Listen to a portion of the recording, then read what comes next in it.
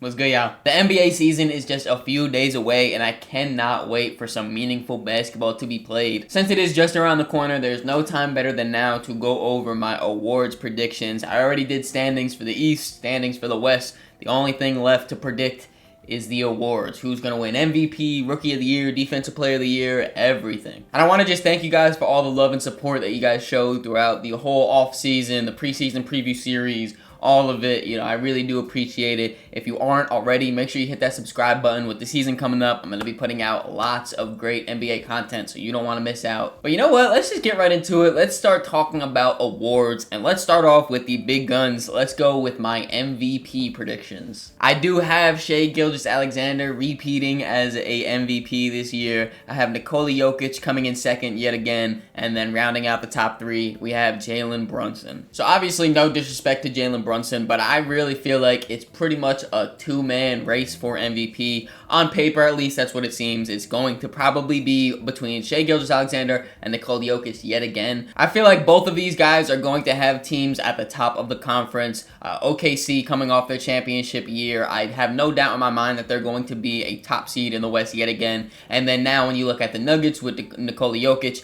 they have some of the best depth that they've ever had since Jokic has been this high MVP level player. So I do think that they're going to have an incredibly good season. Obviously, Shai and Jokic are the engines of both of their teams, so if they're having team success, they're also having individual success. Both these guys are going to put up numbers. Both these guys are going to put up impact stats. I do just lean a little bit more towards Shai Gilgeous-Alexander because I do think that both of them are going to have incredible seasons, but I think the Thunder are just barely going to beat out the Nuggets in wins. And then I snuck Jalen Brunson in the top three because I do think that the Knicks, as well as the Thunder and Nuggets, are going to be towards the top of the conference. And obviously, Jalen Brunson is their main offensive engine. With the new head coach of Mike Brown, I do think that the Knicks are going to have a more juiced up offense, a more high-powered offense. And like I said, with Jalen Brunson at the helm, I think he will get a lot of the credit, rightfully so. And we all know he's going to hit the big-time shots, the game winners, the clutch ones to close out the game. He's going to put up some crazy scoring numbers on different nights. And then as long as the Knicks are the number one seed in the Eastern Conference, which I think is a very likely possibility,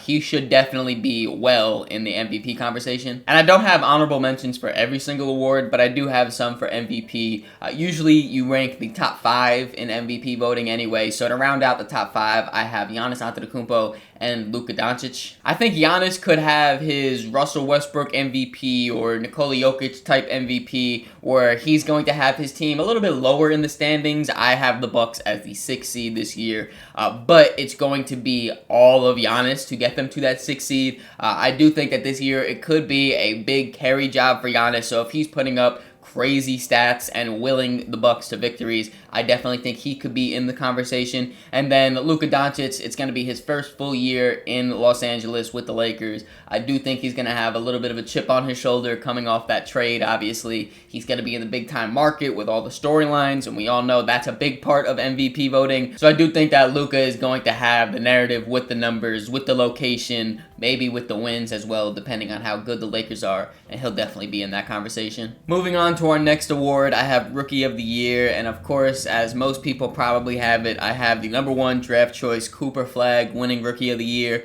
with Ace Bailey coming in second and his college teammate Dylan Harper coming in third. I'm really excited to see this rookie draft class because I feel like there's so much talent involved in it. Obviously, you have these top 3 guys that I included here, but even just to a lesser extent, I feel like I've been really impressed by a lot of these rookies. Just to name a few off the top of my head, Kasparas Jakubonis has looked pretty solid. He's shown some flashes. Walter Clayton Jr. for the Utah Jazz has looked really respectable as a real guard coming into the NBA. Kaman Maliwatz has shown some flashes. There are plenty of really talented players, but I feel like these 3 are going to be above the rest. Obviously, you have Cooper Flagg, who came in as the undoubted number 1 draft choice this year. He has a lot of real high potential, but also a pretty high floor where he's going to be able to be productive for the Mavs, who are trying to be competitive year 1 with him. But I really like how they've been using him in preseason. They've been using him in a lot of different ways. One game he started at point guard. I feel like that was a little bit of wishful thinking as of right now. I don't really love how that looked, but as a player overall, Cooper Flagg has looked incredible defensively. He's crashing the glass. His shooting has looked good. He's created a little bit for himself, gotten to the rim. I do think that he's going to be very impactful on both sides of the ball for the Dallas Mavericks this year. So I do think that he's going to get a lot of buzz for Rookie of the Year. I included Ace Bailey second because he has really impressed me for this preseason so far with the Jazz. As a scorer, he looks as pure as anyone in this draft class, having the length to shoot over people. He's been getting to the rim incredibly well, coming off screens and just pulling up with confidence. I really am impressed with how good of a scorer he looks already and how efficient he's been scoring the basketball. I do think that in Utah there's going to be plenty of shots open. It probably won't lead to a lot of wins early on, but I do think that Ace Bailey has the opportunity to put up a lot of numbers. And then kind of similarly to Cooper Flagg, I have Dylan Harper here because I think he's going to be really important to the Spurs and winning games for them. He will most likely be coming off the bench for the majority of the season, but already in his limited time in preseason, he has looked super NBA ready and has the ability to just kind of run their offense as a ball handler, scorer, playmaker. He's even shown a lot of high effort on defense, picking guys up full court, making them really work for everything. So again, kind of like in that same vein of Cooper Flagg, just the versatility that he brings and the ability to really contribute to winning early on, I feel like should get him in this conversation. Moving on to Defensive Player of the Year. This one is probably the most obvious choice. We have Victor Wembanyama winning this one, with Chet Holmgren coming in second and Anthony Davis rounding out the top three. I feel like I don't really need to talk about Victor Wembanyama and why I think he's going to win Defensive Player of the Year. He is pretty much the consensus best defender in the NBA, best defender in the world. He'll average probably 4 blocks, a steal and a half, have the best defensive rating in the NBA. Normal things for Victor Wembanyama. Last year, when he was healthy, he was pretty much the lock to win Defensive Player of the Year. Obviously, he got hurt, and that kind of went out the window. But he was the lock to do that with the Spurs, having a pretty mediocre defense and not the best record. This year, with the talent they added and the growth from Victor Wembanyama himself, I do think the Spurs are going to be a solidified playoff team with one of the top defenses in the NBA. So that only helps his case. He's going to put up the numbers and be the super high impactful defender that he is. So I definitely think that he is a lock almost to win Defensive Player of the Year. These other guys behind him, though, I do think will give him a run for his money.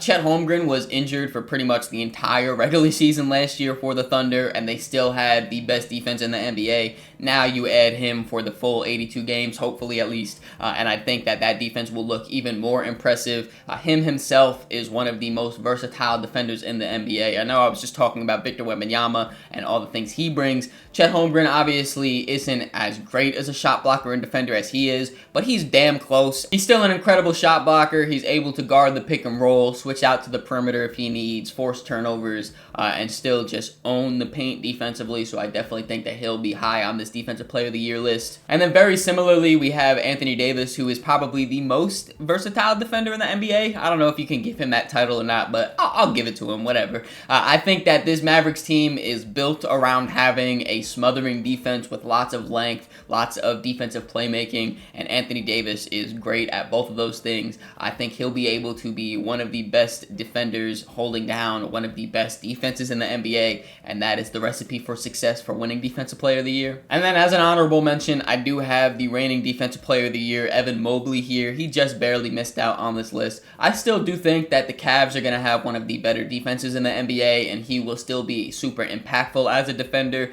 But since he came off the win, I feel like there might be slight voters fatigue. Even though he only won it once, I do think that people might, just not include him in that conversation since he kind of already won it. Is it unfair? Probably, but I still feel like it might happen. Moving on to Sixth Man of the Year, I have Josh Hart being the winner, with Nickeil Alexander-Walker coming in second and Aaron Wiggins coming in third. Josh Hart's coming off a career year last year with the Knicks, and he was a starter full-time for them. That might be an understatement. He was one of the league leaders in minutes per game last year, and now with new head coach Mike Brown, it seems like he would much rather have Josh Hart coming off the bench and having the double big lineup of Mitchell Robinson and Karl Anthony Towns be the starter starter. And I feel like this could benefit Josh Hart because last year it seemed like he was overtaxed at times with how much the Knicks needed to rely on him. I think a bench role will help him be more impactful this year because he'll be able to go 110% for his, 10-minute spurt and then go back to the bench instead of having to play almost the entirety of the game. Josh Hart is just such an important piece to this Knicks team because he does whatever is needed to be done.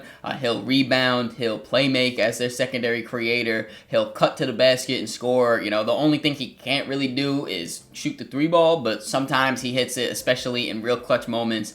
So he is like the heart and soul, no pun intended, of the New York Knicks. And as long as he is the solidified sixth man coming off the bench for them, I definitely think that he'll be in conversations for sixth man of the year. I have Nickeil Alexander-Walker coming in second for the Hawks. And like Josh Hart, Nickeil isn't the more, usual sixth man of the year winner where he's going to put up like 16 points per game coming off your bench and be that spark plug. I think that Nickeil is going to be more of just the versatile, impactful player coming off their bench that will still benefit them, and that's where he'll really make his name as a sixth man. He's one of the more disruptful defenders in the NBA, one of the better playmakers defensively for them as well, being able to force those turnovers and just get those transition buckets. But also offensively for the Hawks, I think he'll really be beneficial as a secondary ball handler, as a floor spacer. I do think that he is just one of those really smart players, kind of akin to Josh Hart, where he's able to just fill in the cracks and be a little bit versatile. And when he's playing alongside the teammates of, I feel like his two-way ability is just going to be super impactful for the Hawks, and I think that they're going to be one of the better teams out east this year.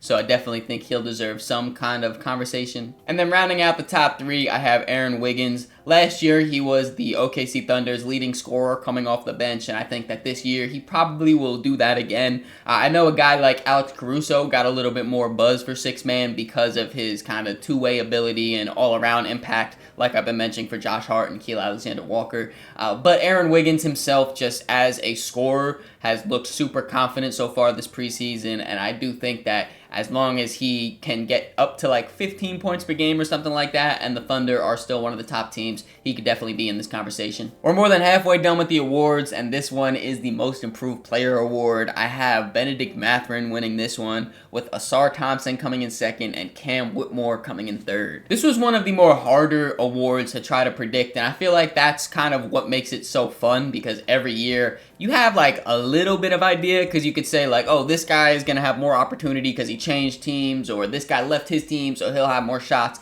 You could try to figure it out that way, but most likely it's going to be just someone randomly popping off. I will say last year I had Dyson Daniels in my top three and he was the winner, so hopefully one of these guys end up winning it. My number one winner, I do have Benedict Mathurin, and I know a lot of people are kind of already appointing Andrew Nembhard as the guy that's going to step up in Indiana and be the most improved player. I definitely think that it's possible for him to do that. He is a very good playoff riser, and every time he's had more opportunity in the playoffs, he has stepped up his play. So maybe he'll do it during the regular season, but I personally am going to go towards Benedict Mathurin for this one. He's had a really impressive preseason so far. As a scorer, he has looked absolutely incredible. I mean, he's been a scorer his whole career so far, but this year he is going to be the starting shooting guard for this team. There's no Tyrese Halliburton, there's no Miles Turner, so there's more shots to go around, and Benedict Mathurin will never turn down an open shot. I really like how he's able to just put his head down and get to the rim, get to the free throw line, just convert there. He's super aggressive with that, and I feel like now that the Pacers are missing their main offensive engine that runs their sets and everything like Tyrese Halliburton did, I think Benedict Mathurin will be able to just take over and, again, put his head down, get to the rim, and convert on some of these sluggish offensive possessions. In second, I have Asar Thompson, and I feel like he's super underrated because out of the Thompson twins, Amen Thompson, rightfully so, gets a lot of the buzz, and a lot of people just forget about Asar, but Asar himself is still an incredibly good basketball player. Defensively, he is one of the better defenders in the entire NBA, and offensively is where I think that he could potentially take a jump this year. He has has a lot of the same tools that his brother has. Obviously, they're twins, so that makes sense. But he has that same athletic ability that allows him to get downhill, to convert at the rim. Obviously, both of these guys don't really have a jump shot, and you would like for them to develop it. I'm not necessarily looking for that because it seems like they're pretty far along from getting a reliable jump shot. But I do think that as long as Ausar keeps up the defensive intensity and takes a little bit of an offensive leap, he'll get a lot more of the buzz that Amen is getting, and in turn, that will put him in the most improved conversation. And then this last guy, I wasn't really sure who I wanted to include, so I just kind of took a shot on Cam Whitmore. I'm not ready to just write him off. He is going to a new scenery here, coming to Washington. It's a little bit of a homecoming from him too, because he is from the DMV area. But I do think that he could be a little bit motivated knowing that, you know, it's hard to stick in the NBA. He got drafted to a team. They didn't really want what he offered, so they sent him somewhere else. A lot of people don't really get unlimited chances in the NBA. I think that Cam Whitmore is just going to be coming really motivated this season. He has a lot of opportunity here in Washington because there's not a lot of solidified hierarchy here. So as long as he plays well, I think he could go towards the top of that list and be a really high impactful player here. And real quick, I do have some honorable mentions here for most improved player. Those guys include Kevin Porter Jr., Matas Buzelis, and Musa Diabate. We're coming down to the last few awards, and here we have the Coach of the Year. My winner is Mike Brown of the New York Knicks, and then coming in second, we have David Adelman of the Denver Nuggets, and then Quinn Snyder of the Atlanta Hawks. I have Mike Brown as my winner because I kind of think that he's going to do very similar things to the Knicks as what Kenny Atkinson did to the Cavs last year. Obviously, the Cavs were already one of the top teams in the East. They kind of flamed out under J.B. Bickerstaff, so they fired him, brought in Kenny Atkinson. He revamped the offense. They looked like a much better team. He won Coach of the Year. Follow that same blueprint. I think that's exactly what Mike Brown is going to do this year. Revolutionize the offense after they fired Tom Thibodeau to hire him. The Knicks, shoot up to being one of the number 1 seeds, and then they end up winning Coach of the Year. I feel like it makes sense. But David Adelman, obviously he took over towards the end of last year for Michael Malone. I feel like the Denver Nuggets are just going to have a super dominant regular season now with the added depth, and they still have such an elite starting 5. I think that David Adelman will kind of just be included in this conversation by default, considering how good the Denver Nuggets will be this year. And then I have Quinn Snyder routing out the top 3 because I think the Atlanta Hawks are going to take a really big jump. Last year they lost in the play-in, didn't make the playoffs, and this year I have them as a top 3 seed. So obviously when you take that big of a jump, they brought in talent for sure, but I do think that Quinn Snyder will, rightfully so, get some of the credit for that. And then I do have some honorable mentions here for Coach of the Year, including Mark Daigneault of the OKC Thunder, Tyronn Lue of the Los Angeles Clippers, and Ime Udoka of the Houston Rockets. And last but not least, the newest award in the NBA, the Clutch Player of the Year award. My winner is Kevin Durant,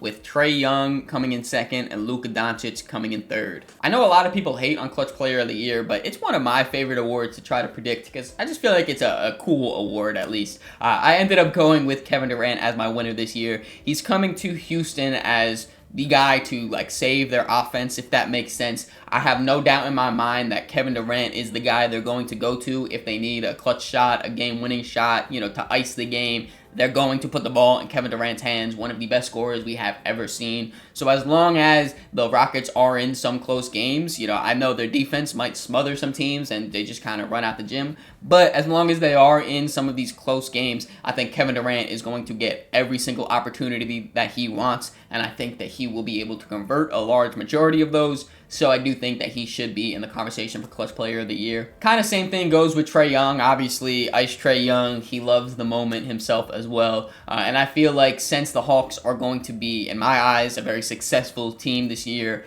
a lot of those wins will probably come off the back of Trae Young. Again, I know they brought in a lot of talent to surround him, and I think that's going to be very beneficial. But at the end of the day, the offense runs through Trae Young. He is their engine. So whether it's a game-winning assist, a game-winning floater, a game-winning half-court shot, I do think that Trae Young will have his fingerprints across all of the close games in Atlanta. And then basically the same thing goes for Luka Doncic, especially with LeBron being out for the beginning of the season, and then we don't know what he'll look like when he finally does come back. I do think that the Lakers are very quickly pivoting towards Luka. This is your team. And like I said, with Trae Young, he is their entire engine. Obviously, we've seen him hit clutch shot after clutch shot in his career, and I definitely think on the big stage of LA, he will be involved in this conversation. And then I do have two honorable mentions, the two most recent Clutch Player of the Year award winners, Jalen Brunson and Steph Curry. Both of these guys, I think, definitely will have a lot of opportunities to take clutch shots and make them.